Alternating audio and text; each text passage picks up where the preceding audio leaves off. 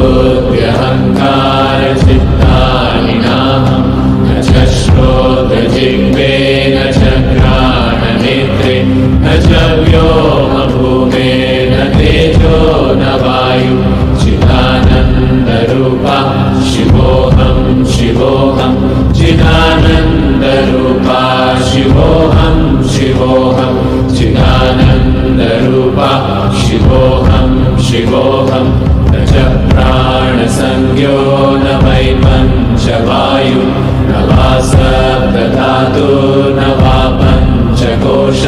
न वा पाणिपादं न चोपस्थपायु चिदानन्दरूपा शिवोऽहं शिवोऽहं चिदानन्दरूपा